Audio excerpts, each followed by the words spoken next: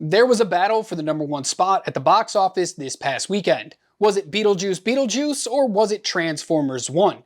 It was a close call, and I'll tell you who came out on top right now. I'm Adam. This is Does It Hold Up Box Office Edition, where we look at the past weekend's box office to see what were the top 10 movies. We do a couple other charts to see how well 2024 is holding up against 2023, and then we flash back to a movie from the past to see how well it did while it was in theaters. I also have a few thoughts on some rumors that are circling around right now, so we'll get to those at the end. As always, we start with what were the top 10 movies this past weekend at the domestic theaters, so we'll start right there. The #1 movie was Beetlejuice. It raked in another $25.9 million in its third week, a 49% drop. This movie's holding pretty well. It's made $226.7 million here domestically so far. But right on its tail was Transformers 1, new to the list in second place with $24.6 million, just about $1.3 million apart, which is not that much in the grand scheme of things. Transformers 1 did open relatively low compared to the rest of the Transformers franchise, but do remember this is the first animated movie they've released in theaters since 1986, Transformers the movie, so maybe people just weren't ready for another animated Transformers movie, especially since last year we had Transformers Rise of the Beast, the live action, even though none of the Transformers are live action, come to theaters, and it didn't do remarkably well. It did okay, but they probably wanted a lot more. I think people are just burned out on the franchise, but I gotta tell you, go see Transformers 1. Please. If I want you to see any movie this year, it might be this one. It is way better than that $24.6 million suggests that it is. This might be biased because it's the newest one that I've seen, but I absolutely love this movie, and I think it might be my favorite animated movie since Spider-Man Into the Spider-Verse all the way back in 2018. I'm not saying there weren't other spectacular animated films since then, but this one might be the best since that movie.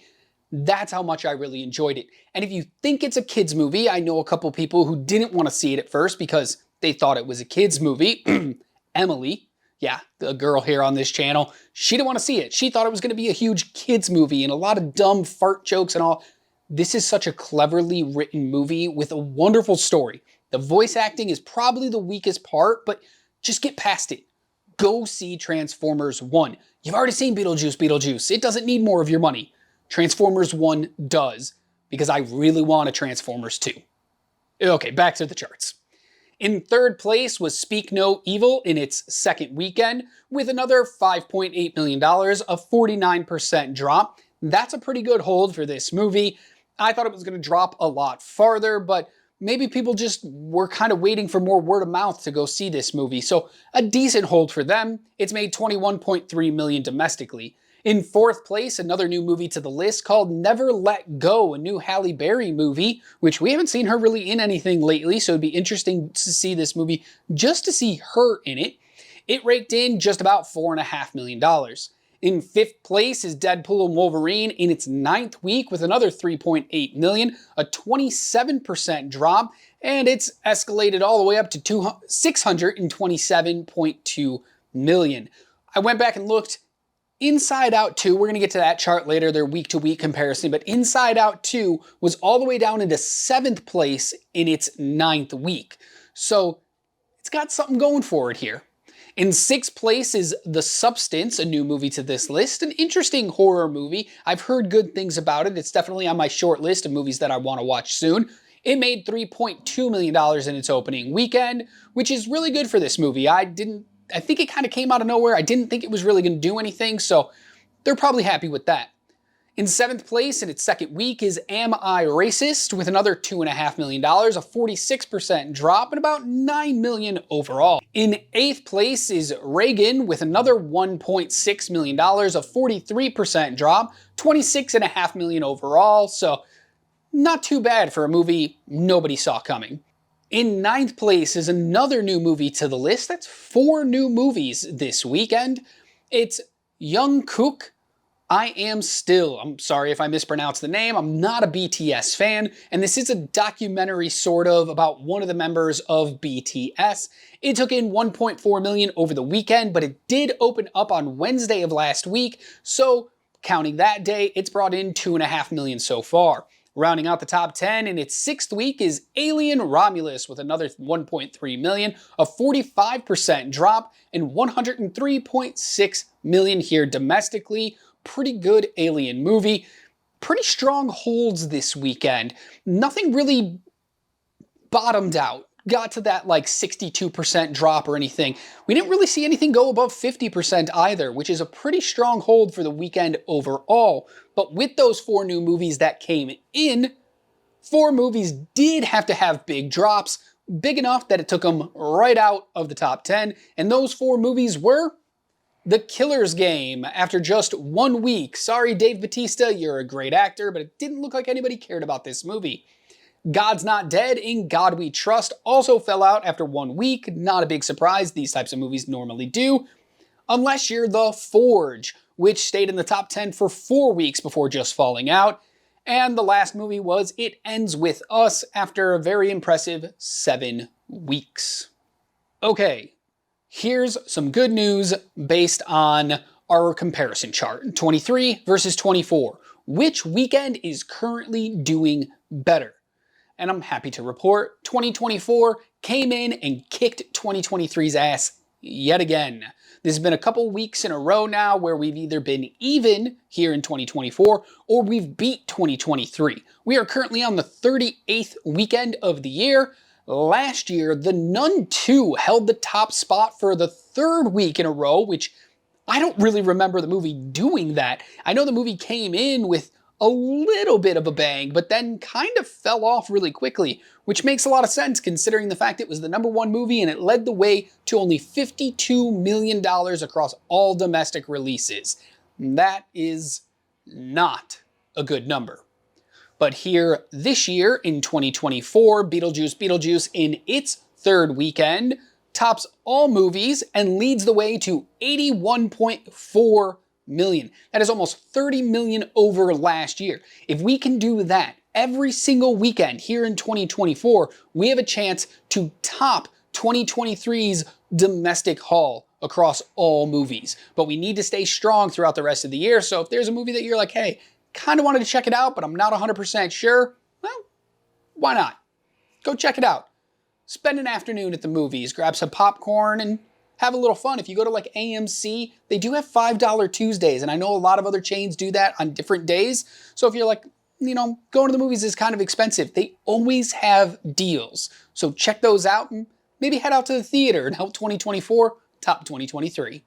Okay, the next chart we're talking about is the Inside Out 2 versus Deadpool and Wolverine chart, the weekly chart. We retired the day-to-day last week because it just wasn't enough money to really kind of be comparing anymore, and it was getting really hard to read. So we moved on. We're only doing the weekly chart from here on out until both movies stop reporting grosses. Inside Out 2 is not in the top 10, but it did report a small increase in money over this past weekend.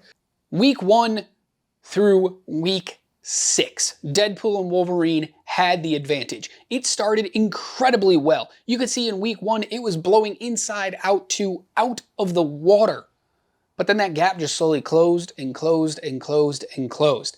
And then in week 7, Inside Out 2 got a little bit of a lead. And here in week 8, you can see Inside Out 2 has expanded that lead even more. The day-to-day Inside Out 2 is holding much stronger than Deadpool and Wolverine, but that does not necessarily mean Inside Out 2 is going to be the #1 movie of 2024. It's highly likely, but we're going to continue to follow this chart because we are only on week 9 of Deadpool and Wolverine, and it was still in the top 5. If there's no big movies coming out that challenge it, that push it down the list, and it's really the only thing playing that people want to go see, although go see Transformers 1, it might stay in this top 10 for 12, 13, 14, maybe 15 weeks if there's really nothing else out there. So don't count it out just yet. but as of right now, Inside Out 2 will most likely be the biggest movie of 2024. Speaking of the big movies of 2024, let's go ahead and move on to that top 10 chart. What are the top 10 movies of 2024 so far? And to be honest, unless a big movie comes out later this year, this list is kind of finally rounding out to show what will actually be on here come the end of the year. So we can take a look, and Inside Out 2 is still the #1 movie with $652.8 million. Deadpool 3 is trying to close that gap. It's at $627.2 million. What, that's 25 million separates these movies only? That's not that big of a gap, especially if it plays for a few more weeks. Despicable Me 4 is in third with $360.3 million. Dune Part 2 in fourth with $282.1 million. Did anybody see Dune Part 2 coming and being one of the top 10 movies of the year, opening up so early?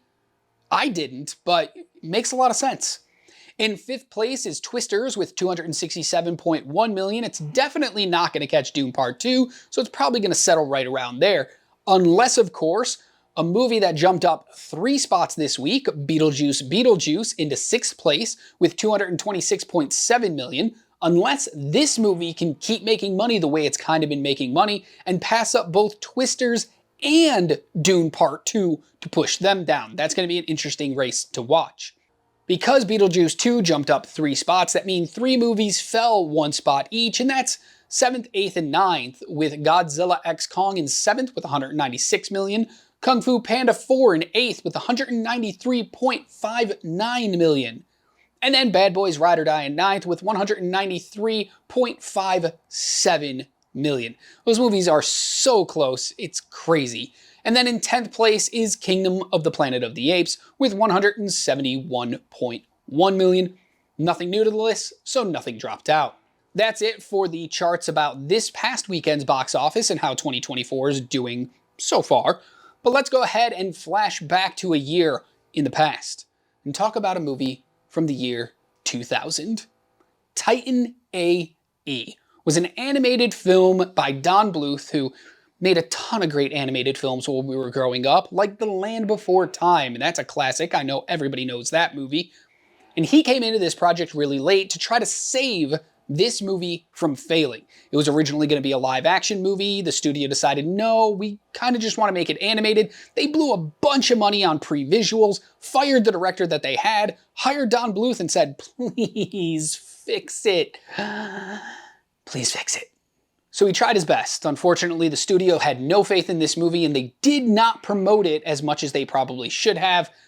And maybe that's why you're going to see the kind of numbers that you're about to see. So let's go ahead and take a look at Titan A.E. In domestic week 1, Titan A.E. made $13.1 million. Studio took 60% of that for around $8 million. Domestic week 2, the film made $6.3 million. Studios got $3.5.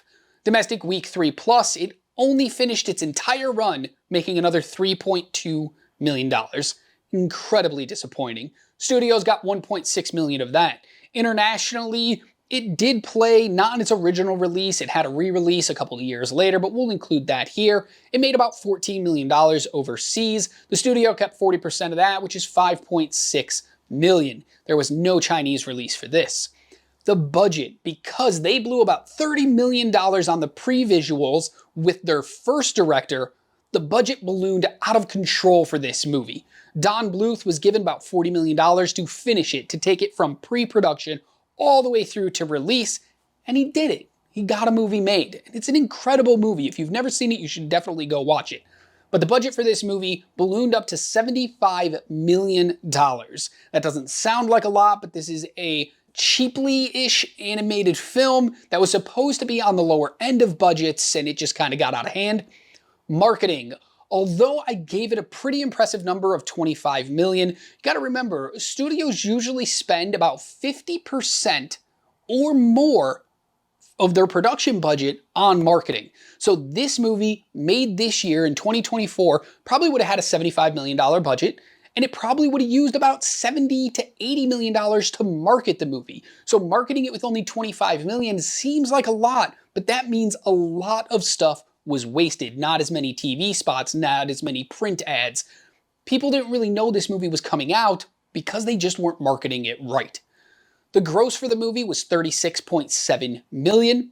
After the theaters took their cut, it netted only $18.6 million during its theatrical run. You gotta subtract the budget from that, and you gotta subtract the marketing from that as well, which means Titan AE lost an estimated $81.4 million during its theatrical run. Luckily, it had a little bit of a life on home video, so that helped the studio get a little bit of money back. They did make toys. They were gonna write a book, a comic book, and a novel about this movie that were scrapped. Where's my novel? I want to read it. I love this movie. I'll take more Titan AE today if somebody has it. But it's sad that it lost that much money because every future project about this movie was scrapped. Okay, that's it for anything box office related, but I did want to address a rumor that I've been hearing, and it's that in Avengers Secret Wars and Avengers Doomsday, Spider-Man is going to play one of the biggest parts of the movie. As a massive Spider-Man fan, I'm sad to hear this. I'm a little disappointed in the studios to hear this, because Spider-Man is meant to be your friendly neighborhood spider. He always fought smaller crime. Yes, sometimes he gets involved in these bigger projects, but he was always the man on the street, taking care of people. And to put him front and center at these two huge, massive movies, I think is the wrong step for this character. You've already screwed up the character a few times, especially making him a sidekick to Iron Man and Tony Stark, and kind of taking away the essence of what made Spider-Man interesting and cool, and putting him in these big opportunity spaces. If you're going to do that again, because Robert Downey Jr. is playing Doctor Doom, so them having a confrontation is going to be like, so amazing. It's not. It's just going to ruin the character a little bit more. What worked about the Sam Raimi Spider-Man movies is all of those threats were kind of small compared to a lot of other things. Meaning when he didn't call in Avengers and when he didn't do all these other things, it made sense.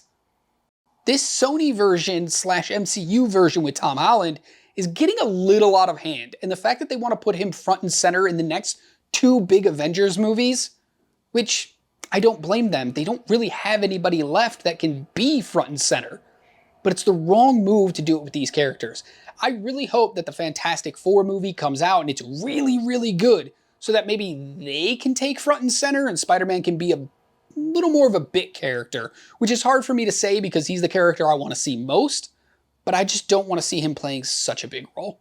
Let me know in the comments what you think about Spider-Man in the upcoming Avengers movies. Do you think MCU and Sony are sharing him well? Do you think they're getting it right? Also, let me know about any of the numbers we talked about this week. I'll be back again later this week with another reworking of the Oscars, the year 2001. If you don't know, that's a new series here on the channel where I go back in time and I rework every single Oscars to say who probably should have won that award. Did the Oscars get it right? Well, you'll have to subscribe and find out. That'll be out later this week, so check for that, and I'll be back again next Tuesday with another box office roundup. Until then, be good to yourself, be kind to others, and keep watching movies.